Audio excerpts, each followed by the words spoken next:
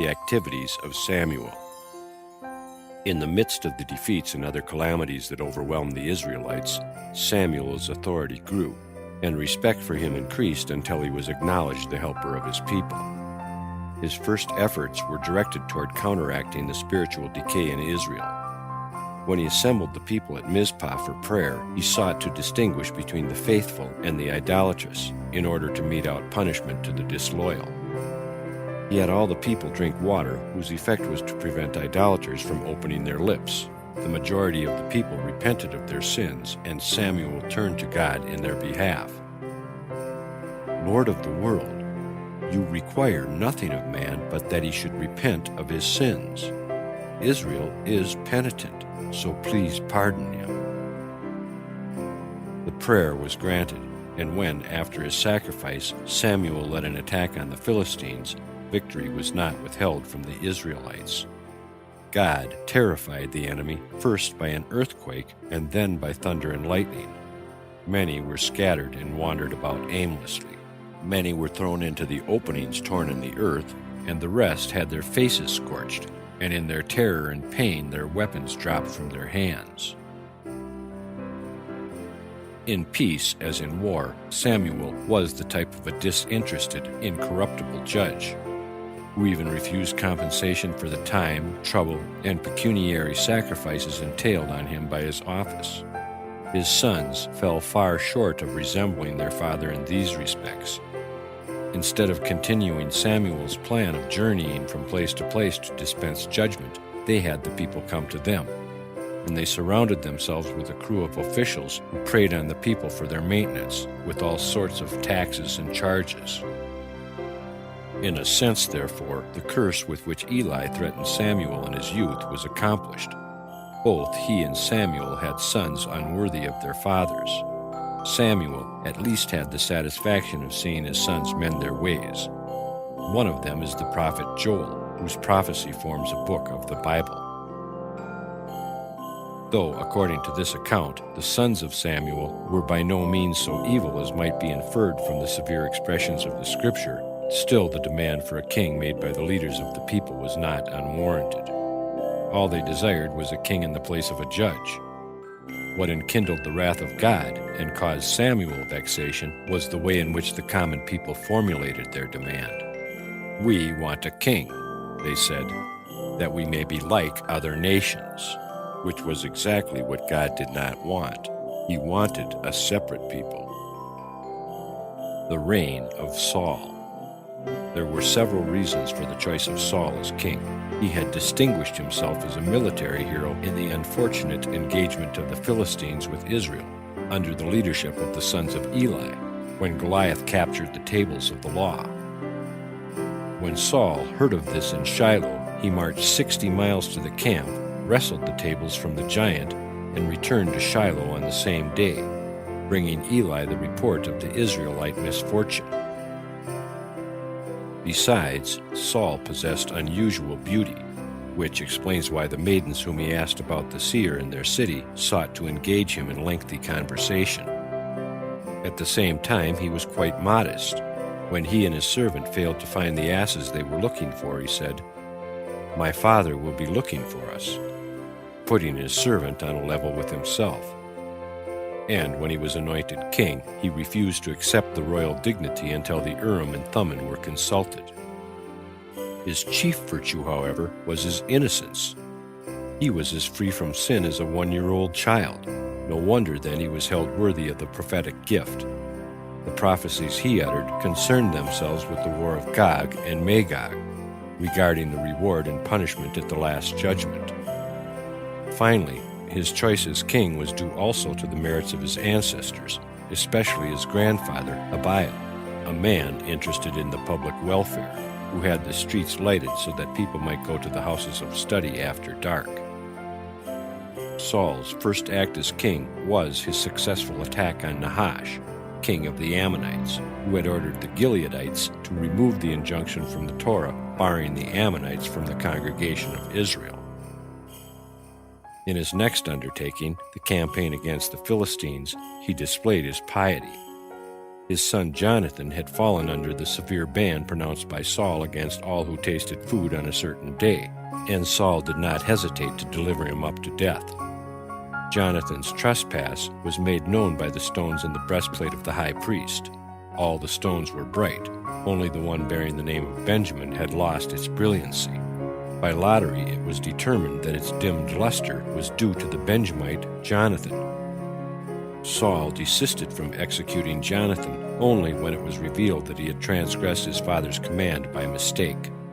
A burnt offering and his weight in gold paid to the sanctuary were considered an atonement for him. In the same war, Saul had occasion to show his zeal for the scrupulous observance of the sacrificial ordinances. He reproached his warriors with the eating of the meat of the sacrifices before the blood was sprinkled on the altar, and he made it his business to see that the slaughtering knife was kept in the prescribed condition.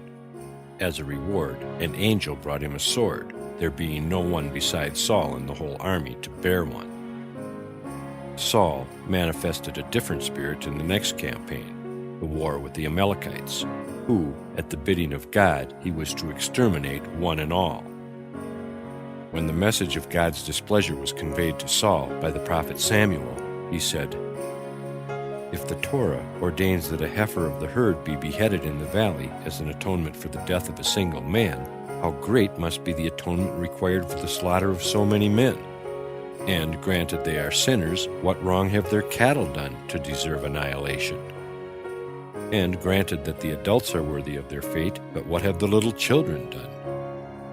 Then a voice proclaimed from heaven, "Do not be over-merciful." Later on, when Saul commissioned Doeg to cut down the priests at Nob, the same voice was heard to say, "Do not be over-wicked." It was this very Doeg, destined to play so baleful a part in his life, who induced Saul to spare Agag, the king of the Amalekites. His argument was that the law prohibits the slaying of an animal and its young on the same day. How much less permissible, then, is it to destroy at one time old and young, men and children? As Saul had undertaken the war of extermination against Amalek only because he was forced into it, he was easily persuaded to let the people keep a part of the cattle alive. As far as he himself was concerned, he had no personal interest in the booty, for he was so affluent that he took a census of his army by giving a sheep to every one of his soldiers, distributing not less than 200,000 sheep. Compared with David's sins, Saul's were not sufficiently grievous to account for the withdrawal of the royal dignity from him and his family. The real reason was Saul's too great mildness, a drawback in a ruler. Moreover, his family was of such immaculate nobility that his descendants might have become too haughty. When Saul disregarded the divine command about the Amalekites, Samuel announced to him that his office would be bestowed on another. The name of his successor was not mentioned on that occasion, but Samuel gave him a sign by which to recognize the future king. It would be he that cut off the corner of Saul's mantle that would reign in his stead. Later on, when David met Saul in the cave and cut off a piece of the king's skirt, Saul knew for a certainty that David was to be his destined successor. So Saul lost his crown on account of Agag, and yet did not accomplish his purpose of saving the life of the Amalekite king. For Samuel inflicted a most cruel death on Agag, and that not in accordance with the Jewish, but with the heathen forms of justice. No witnesses of Agag's crime could be summoned before the court, nor could it be proved that Agag, as the law requires, had been warned before the committing of the crime. Though due punishment was meted out to Agag, in a sense it came too late. Had he been killed by Saul in the course of battle, the Jews would have been spared the persecution devised by Haman, for in the short span of time that elapsed between war and his execution, Agag became the ancestor of Haman. The Amalekite War was the last of Saul's notable achievements. Shortly afterward, he was seized by the evil spirit, and the rest of his days were passed mainly in persecuting David and his followers. Saul would have died immediately after the Amalekite War if Samuel had not interceded for him. The prophet prayed to God that the life of the disobedient king be spared, at least so long as his own years had not come to their destined close. He said, you regard me as an equal to Moses and Aaron. As Moses and Aaron did not have their handiwork destroyed before their eyes during their life, so may my handiwork not cease during my life." God said, "What shall I do? Samuel will not let me put an end to Saul's days, and if I let Samuel die in his prime, people will speak ill of him. Meanwhile, David's time is approaching, and one reign may not overlap the time assigned to another by a hair's breadth." God then determined to let Samuel age suddenly, and when he died at 52, the people were under the impression the days of an old man had come to an end. So long as Samuel lived, Saul was secure. Scarcely was he dead when the Philistines began to menace the Israelites and their king. Soon it appeared how well justified had been the morning services for the departed prophet. The grieving for Samuel was universal. During his active administration as judge, he had been in the habit of journeying through every part of the country, and so he was known personally to all the people. This practice of his testifies not only to the zeal which he devoted himself to his office, but also to his wealth, for the expenses entailed by these journeys were defrayed from his own purse. Only one person in all the land took no part in the demonstrations of grief. During the very week of mourning, Nabal held feasts. "What?" God exclaimed. "All weep and lament over the death of the pious, and this reprobate engages in revelry?" Punishment was not long in coming. 3 days after the week of mourning for Samuel, Nabal died. No one felt the death of Samuel more keenly than Saul. Left alone and isolated, he did not shrink from extreme measures to enter into communication with the departed prophet. With his 2 aides, Abner and Amasa, he went to Abner's mother, the witch of Endor. The king did not reveal his identity, but the witch had no difficulty in recognizing her visitor. In necromancy, the peculiar rule holds that, unless it is summoned by a king, a spirit raised from the dead appears head downward and feet in the air. Accordingly, when the figure of Samuel stood upright before them, the witch knew that the king was with her. Though the witch saw Samuel, she could not hear what he said, while Saul heard his words but could not see his person, another peculiar phenomenon in necromancy. The conjurer sees the spirit, but he for whom the spirit has been raised only hears it. Any other person present neither sees nor hears. The witch's excitement grew when she perceived a number of spirits arise by the side of Samuel. The dead prophet, when he was summoned back to earth, requested Moses to accompany him and testify to his always having executed the ordinances of the Torah, as Moses had established them.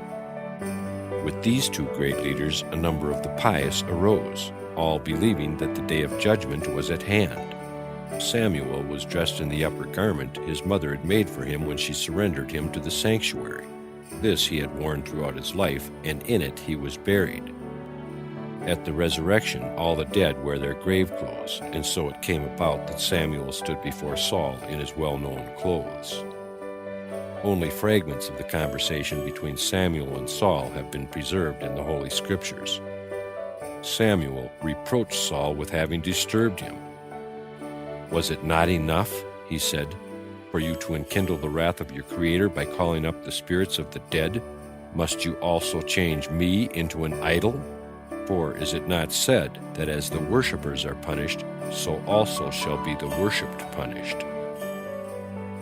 Samuel then consented to tell the king God's decree, that he had resolved to take the kingdom out of his hand and invest David with the royal dignity. Whereon Saul, "These are not the words you spoke to me before when we lived together," rejoined Samuel, "I was then in the world of lies. Now I live in the world of truth, and you heard lying words from me, for I feared your wrath and your vengeance. Now I abide in the world of truth, and you hear words of truth from me. As to the thing the Lord has done to you, you deserved it, for you did not obey the voice of the Lord, nor execute his fierce wrath on Amalek." Saul asked, "Can I save myself by flight?" "Yes," replied Samuel, If you flee, you are safe. But if you accept God's judgment, by tomorrow you will be united with me in paradise." When Abner and Amasa questioned Saul about his interview with Samuel, he replied, "I was told I should go into battle tomorrow and come back victorious. More than that, my sons will be given exalted positions in return for their military prowess." The next day his 3 sons went with him to war, and all were stricken down. God summoned the angels and said to them, "Behold, a father as a rule refrains from taking his sons even to a banquet, so he doesn't expose them to the evil eye. Saul goes to war knowing that he will lose his life, yet he takes his sons with him and cheerfully accepts the punishment I ordained." So perished the first Jewish king as a hero and a saint. His latter days were occupied with regrets on account of the execution of the priest of Nob, and his remorse secured pardon for him. Indeed, in all respects his piety was so great that not even David was his equal. David had many wives and concubines. Saul had but one wife. David remained behind, fearing to lose his life in the battle with his son Absalom. Saul went into the combat knowing that he would not return alive. Mild and generous, Saul led the life of a saint in his own house, observing even the priestly laws of purity. Therefore, God reproached David for having pronounced a curse on Saul in his prayer. David, in his old age, was punished for having cut off the corner of Saul's mantle, for no amount of clothing could keep him warm. Finally, when a great famine fell on the land during the reign of David, God told him that it had been inflicted on him because Saul's remains had not been buried with the honor due him. And at that moment, a heavenly voice resounded, calling Saul the elect of God. The court of Saul. The most important figure at the court of Saul was his cousin Abner, the son of the witch of Endor. He was a giant of extraordinary size. A wall measuring 6 ells in thickness could be moved more easily than one of Abner's feet. David once chanced to get between the feet of Abner as he lay asleep and was almost crushed to death, when fortunately Abner moved and David made his escape. Conscious of his vast strength, he once cried out, "If I could only seize the earth at some point, I should be able to shake it." Even in the hour of his death, wounded mortally by Joab, he grasped his murderer like a ball of cloth. He was about to kill him, but the people crowded round and said, "You are dying, but if you kill Joab, we shall be orphaned, and our wives and children will be prey to the Philistines." Abner replied, "What can I do? We are in a battle to the death." The people consoled him, "Commit your cause to the true judge." Abner then loosed his hold on Joab, who remained unharmed, while Abner fell dead instantly. God had decided against him. The reason was that Joab was in a measure justified in seeking to avenge the death of his brother, Asahel. Asahel, the supernaturally swift runner, so swift that he ran through a field without snapping the ears off wheat, had been the attacking party. He had sought to take Abner's life, and Abner contended that in killing Azazel he had but acted in self-defense. Before inflicting the fatal wound, Joab held a formal court of justice over Abner. He asked, "Why did you not render Azazel harmless by wounding him rather than killing him?"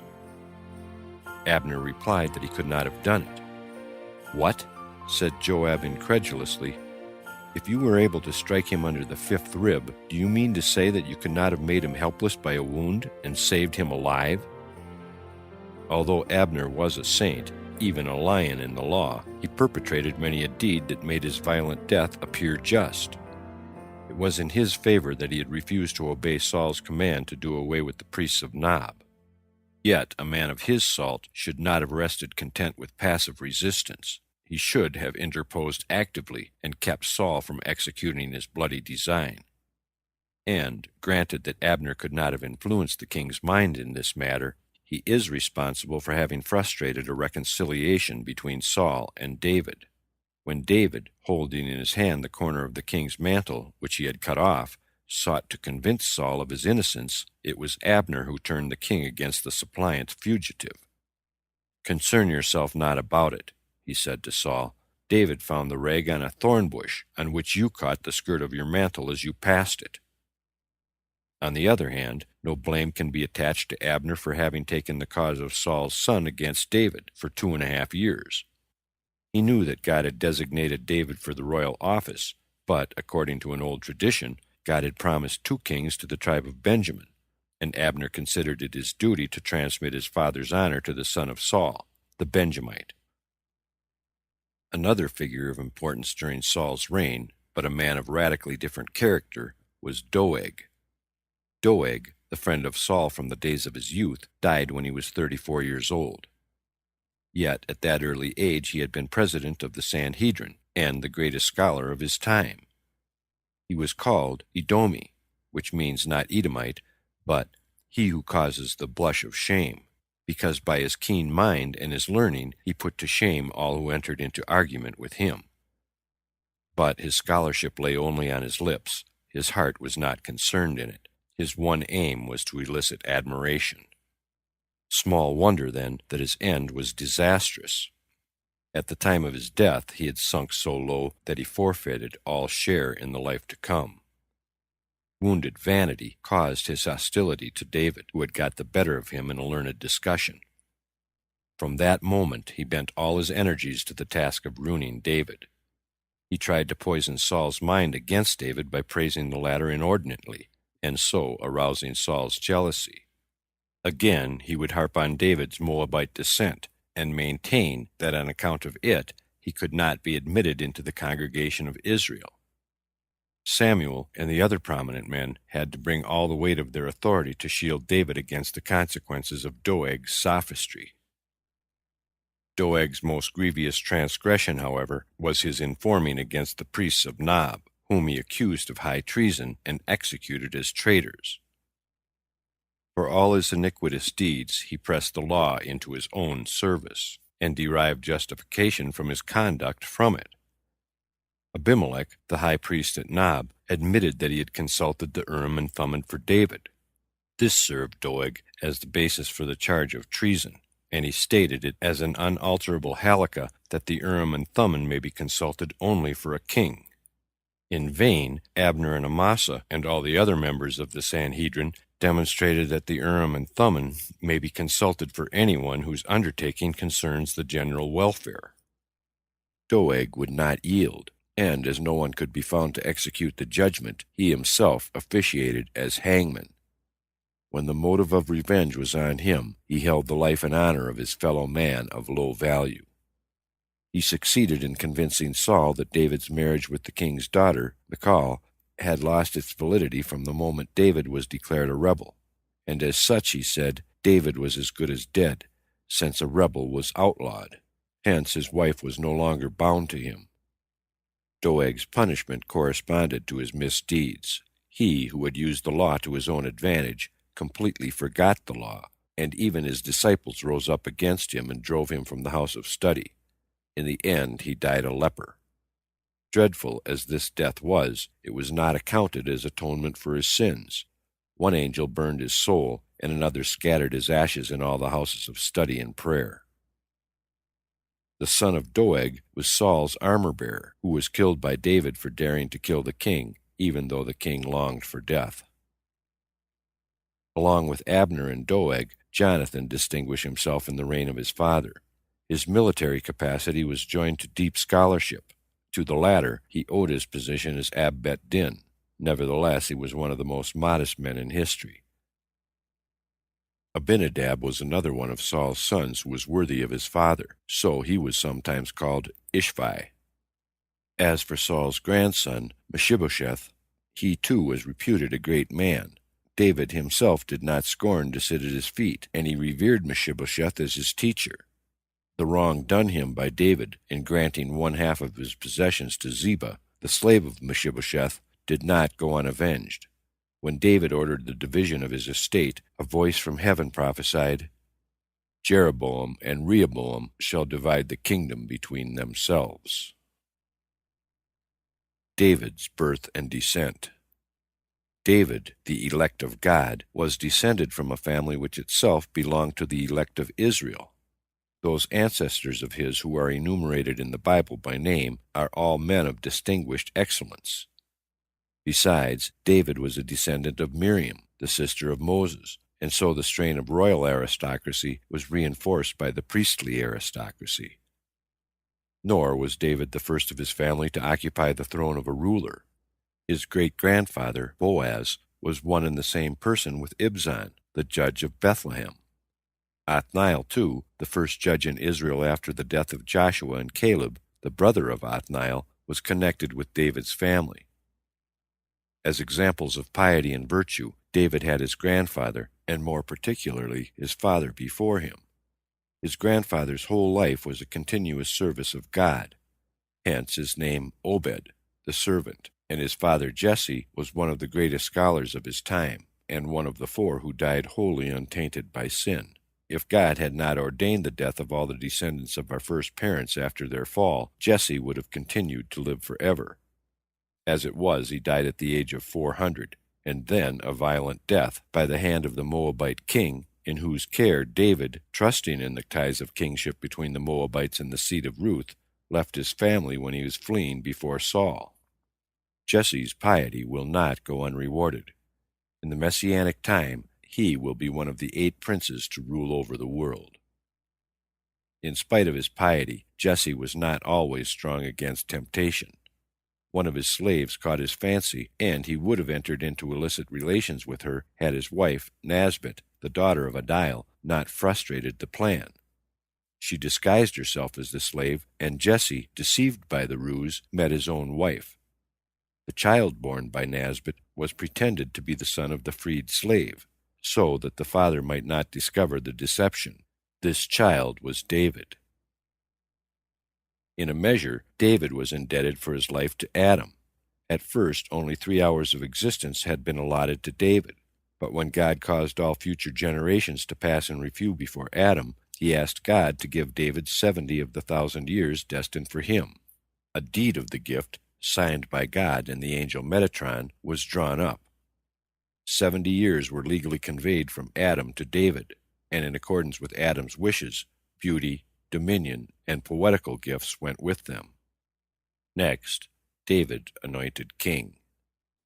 End part 77 of 95, TheLegendsOfTheJews.com.